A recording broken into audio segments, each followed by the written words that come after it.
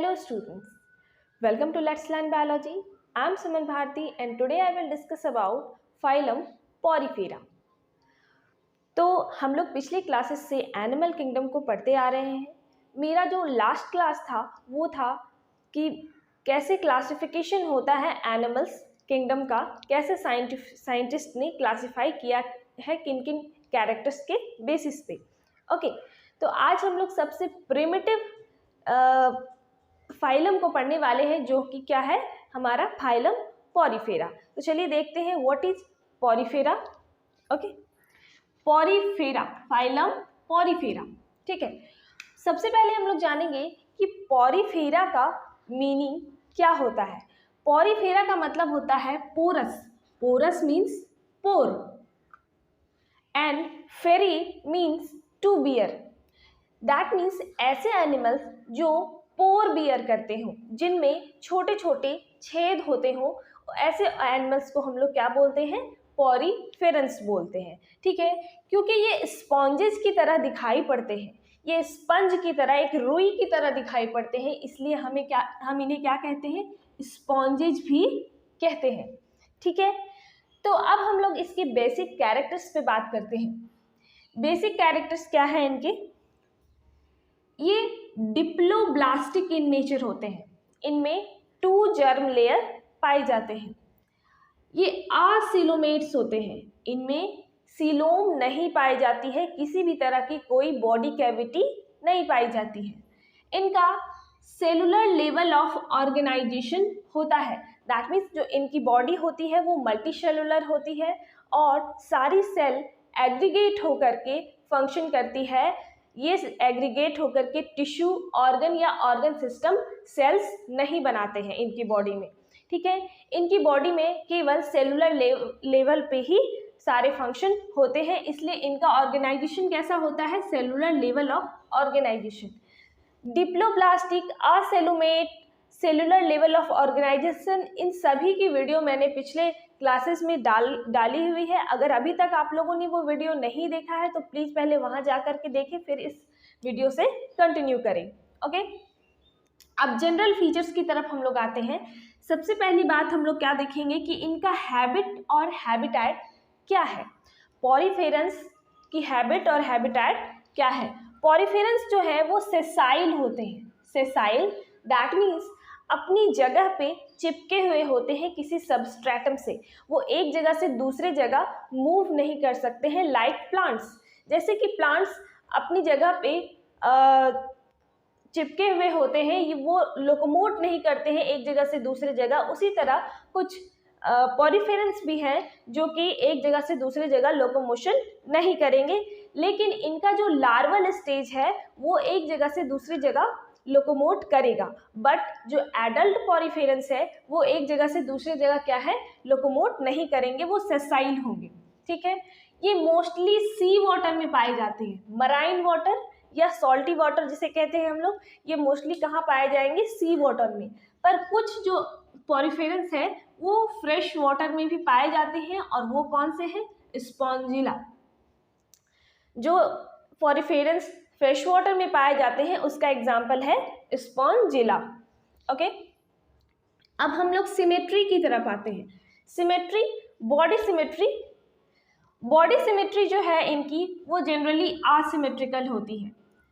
Means कि अगर इन्हें किसी भी प्लेन से काटा जाए तो ये 2 इक्वल भागों में नहीं बंटते हैं. ठीक है, तो ये पॉरीफेरंस जो है जनरली कैसे होते हैं, असिमेट्रिकल होते हैं. बट कुछ पॉरीफेरंस ऐसे होते हैं जो कि रेडियल सिमेट्री को शो करते हैं. रेडियल सिमेट्री दैट मीन्स कि अगर किसी भी पॉरीफेरंस को, मान लो कि ये पॉरीफेरंस की बॉडी है, इसे किसी भी प्लेन से काटा जाए तो ये 2 इक्वल भाग में कटेगा. ठीक है, इसे हम लोग रेडियल सिमेट्री करते हैं. तो रेडियल सिमेट्री जो है वो कुछ ही पॉरीफेरंस शो करते हैं. बाकी सारे पॉरीफेरंस जो हैं वो क्या होते हैं, असिमेट्रिक होते हैं. उनमें किसी भी तरह की कोई सिमेट्री नहीं पाई जाती है. अब है germ layer. Germ layer, germ layer क्या है, इनमें 2 जर्म लेयर होते हैं, एक एक्टोडर्म और दूसरा एंडोडर्म. इसलिए हम इन्हें क्या कहते हैं, डिप्लोब्लास्टिक ऑर्गेनिज्म कहते हैं। ठीक है, इनमें 2 जर्म लेयर पाए जाते हैं, एक्टोडर्म एंड एंडोडर्म, इसलिए हम लोग इन्हें क्या कहते हैं, डिप्लोब्लास्टिक ऑर्गेनिज्म। अब चौथा है आपका सीलोम। सीलोम इनमें एब्सेंट होता है, दैट मीन्स इनमें किसी भी तरह की कोई बॉडी कैविटी नहीं पाई जाती है। ठीक है, level of organization, level of organization इनका कैसा होता है, सेलुलर लेवल ऑफ ऑर्गेनाइजेशन होता है, दैट मीन्स जो इनके सेल होते हैं वो एग्रीगेट होकर के फंक्शन करते हैं। सेल एग्रीगेट होकर के टिश्यू, ऑर्गन या organ system level of organization show नहीं करते हैं। ठीक है, ये इनका जो फंक्शन है वो कैसा होता है, सेलुलर लेवल ऑफ ऑर्गेनाइजेशन का होता है। अब इनमें कुछ डिस्टिंक्टिव फीचर्स या हम लोग इसे स्पेशल फीचर्स भी कह सकते हैं। डिस्टिंक्टिव फीचर दैट मीन्स कि हम लोग उसे देख करके पहचान सकते हैं कि ये पॉरीफेरस की बॉडी है। तो वो डिस्टिंक्टिव फीचर क्या होते हैं, वो स्पेशल फीचर क्या होते हैं पॉरीफेरस में, चलिए देखते हैं। इनमें वाटर कैनाल सिस्टम प्रेजेंट होता है। क्या प्रेजेंट होता है, वाटर कैनाल सिस्टम। ठीक है, अब वाटर कैनाल सिस्टम क्या होता है, वाटर कैनाल सिस्टम जो है वो 4 चीजों से मिलकर बनती है। पहली है आपकी ऑस्टिया, दूसरा कैनाल, तीसरा स्पॉन्जोसेल और चौथा ऑस्कुलम। ऑस्टिया जो है वो माइन्यूट पोर होती है, छोटी छोटी छेद होती है, और ऑस्कुलम लार्ज पोर होती है। ऑस्टिया बहुत ज़्यादा संख्या में होती है, नंबर ऑफ ऑस्टिया बहुत ज़्यादा होती है, एंड ऑस्कुलम जो है वो केवल एक ही पोर होता है पॉरीफेरस की बॉडी में। स्पॉन्जोसेल एक कैविटी होती है, लार्ज कैविटी। स्पॉन्जोसेल एक लार्ज कैविटी होती है पॉरीफेरस की बॉडी में, और कैनाल जो है वो एक चैम्बर लाइक स्ट्रक्चर होते हैं। जैसे मान लो कि ये किसी पॉरीफेरस की बॉडी है, ठीक है, तो पॉरीफेरस की बॉडी में ये छोटे छोटे यहाँ सरफेस पे इनके पोर होंगे, जिन्हें हम लोग क्या कहेंगे, ऑस्टिया कहेंगे। ठीक है, जिन्हें हम लोग माइन्यूट पोर को हम लोग ऑस्टिया कहेंगे। और ये कुछ चैम्बर होते हैं, कैनाल्स। ठीक है, इसे हम लोग कैनाल्स कहेंगे। ये जो चैम्बर आपको दिखाई पड़ रहे हैं, ये इसे हम लोग क्या कहेंगे, कैनाल्स होंगे। और ये कैनाल्स एक लार्ज कैविटी में खुलेगा, जिसे हम लोग क्या कहेंगे, स्पॉन्जोसील, जिसे हम लोग क्या कहेंगे, स्पॉन्जोसील। और इनके सरफेस पे ही एक लार्ज ओपनिंग प्रेजेंट होगा, जो ऑस्कुलम कहलाएगा, जो क्या कहलाएगा, ऑस्कुलम। ठीक है, अब इनका फंक्शन क्या है ये हम लोग देख लेते हैं, और ये वर्क कैसे करते हैं। तो मान लो कि ये स्पॉन्ज की बॉडी है, ठीक है, और ये इनका कैनाल सिस्टम है। स्पॉन्ज की बॉडी में क्या होगा, ऑस्टिया के थ्रू वाटर इनकी बॉडी के अंदर एंटर करेगा, और कैनाल से होते हुए ये स्पॉन्जोसील कैविटी में एंटर करेगा, स्पॉन्जोसील कैविटी में खुलेगा, और जो भी वेस्ट मटेरियल होगा स्पॉन्जेस की बॉडी में, पॉरीफेरस की बॉडी में, वो ऑस्कुलम के थ्रू एग्जिट हो जाएगा। इसलिए वाटर कैनाल सिस्टम किस किस चीज़ में मदद करता है, किस किस चीज़ में ये हेल्प करता है, इनका फंक्शन क्या है ये देखते हैं। फंक्शन ऑफ कैनाल सिस्टम, ये न्यूट्रिशन में हेल्प करेंगे, कैनाल सिस्टम रेस्पिरेशन में हेल्प करेंगे, एक्सक्रीशन में हेल्प करेंगे, एंड रिप्रोडक्शन में हेल्प करेंगे। तो न्यूट्रिशन में कैसे हेल्प करेंगे, जो वाटर ऑस्टिया के थ्रू पॉरीफेरस की बॉडी के अंदर जाएगा, उसमें फूड मटेरियल्स और गैसेस प्रेजेंट होंगे। तो ऑस्टिया के थ्रू जो वाटर अंदर आएगा उसमें फूड मटेरियल प्रेजेंट होंगे, तो वो न्यूट्रिशन में हेल्प करेगा। उसके अंदर गैसेस प्रेजेंट होंगे, ऑक्सीजन, कार्बन डाइऑक्साइड और भी बहुत सारे गैसेस जो पॉरीफेरस को ज़रूरत है, तो उस गैसेस के थ्रू वो रेस्पिरेशन करेगा। और ये रिप्रोडक्शन में भी हेल्प करेंगे, क्योंकि जब वाटर उनकी बॉडी के अंदर एंटर करेगा तो गैमेट को मूव करने में, गैमेट का ट्रांसमिशन करने में क्या है, वो हेल्प करेंगे। इस तरह से वो रिप्रोडक्शन में भी हेल्प करेगा। और जो भी वेस्ट मटेरियल होगा पॉरीफेरेंस की बॉडी में, वो एक्सक्रीशन के माध्यम से ऑस्कुलम पोर के थ्रू बाहर निकल जाएगा, उनकी बॉडी से एग्जिट हो जाएगा। ओके, तो आपको समझ आया कि वाटर कैनाल सिस्टम का क्या काम है। अब सबसे इंपॉर्टेंट बात कि वाटर कैनाल सिस्टम किस चीज से बना हुआ होता है। देखिए, ये जो आपकी स्पॉन्जोसेल है, लार्ज कैविटी जो है वो कॉलर सेल्स या कोवानोसाइट सेल से बना हुआ होता है। ठीक है, ये कॉलर सेल और कोवानोसाइट सेल जो है, इनमें फ्लैजिला पाई जाती है। वो फ्लैजिला जो है कंटिन्यूअसली बीट करते रहते हैं। ठीक है, जैसे ही वाटर उनके अंदर एंटर करता है ऑस्टिया के थ्रू, तो वो कंटिन्यूअसली बीट करके वाटर का ट्रांसमिशन पूरी बॉडी में कर देते हैं। अगर मान लो हम लोग ह्यूमन बॉडी का एग्जांपल लेते हैं, ठीक है, तो ह्यूमन बॉडी में, हमारे बॉडी में सर्कुलेटरी सिस्टम होते हैं, ठीक है, जिसमें कि हार्ट, आर्टरी, वेसल्स होते हैं। हार्ट के बाद आर्टरी से, वेसल से जो है वो ब्लड सारी बॉडी में पहुंचाया जाता है, उनका ट्रांसमिशन किया जाता है। कुछ इसी तरह इनमें क्या होता है, ऑस्टिया के थ्रू जैसे ही वाटर एंटर करेगा तो वो कैनाल सिस्टम से होता हुआ ऑस्कुलम में, स्पॉन्जोसेल में खुलेगा। ठीक है, स्पॉन्जोसेल में जो सीलिया प्रेजेंट है, जो कोवानोसाइट सेल प्रेजेंट है, उनमें फ्लैजिला होता है। वो फ्लैजिला कंटिन्यूअसली बीट करेंगे और वाटर का ट्रांसमिशन करने में, उनका सर्कुलेशन करने में मदद करेंगे। वो गैमेट का भी सर्कुलेशन करने में हेल्प करेंगे ताकि वो रिप्रोडक्शन में हेल्प कर सके। ओके, तो ये थे वाटर कैनाल सिस्टम का फंक्शन। फिर से रिकॉल कर लेते हैं, वाटर कैनाल सिस्टम का फंक्शन क्या है, nutrition, respiration, excretion and reproduction. Water canal system में 4 पार्ट्स होते हैं, ऑस्टिया, कैनाल, स्पॉन्जोसेल एंड ऑस्कुलम। ठीक है, डाइजेशन, अब हम लोग देखेंगे इनमें डाइजेशन कैसा होता है। इनका जो डाइजेशन है वो इंट्रासेलुलर होता है, इनसाइड द फूड वैक्यूल्स।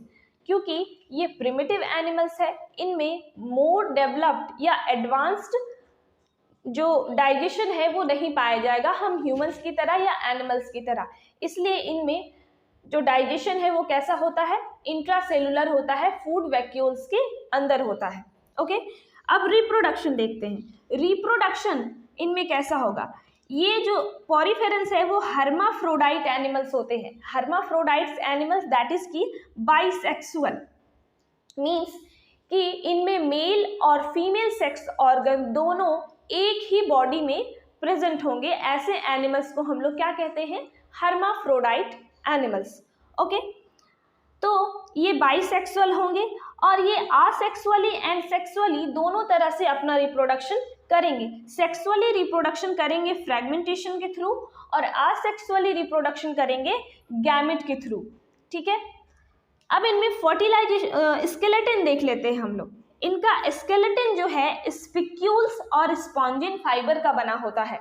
जैसे हम बॉडी में, हम ह्यूमन बॉडी में क्या होता है कि बोन, कार्टिलेज पाई जाती है, उसी तरह स्पॉन्जेस में भी जो उनकी स्केलेटन होती है वो किससे बनी होती है, स्पिक्यूल्स एंड स्पॉन्जिन फाइबर से। इस स्केलेटन का क्या काम है, अभी मैंने आप लोगों को बताया कि जो स्पॉन्जेस होते हैं वो अपनी जगह पे टिके हुए होते हैं, दैट मीन्स कि वो सेसाइल होते हैं, अपनी सबस्ट्रेटम से चिपके हुए होते हैं, वो एक जगह से दूसरे जगह मूव नहीं कर सकते हैं।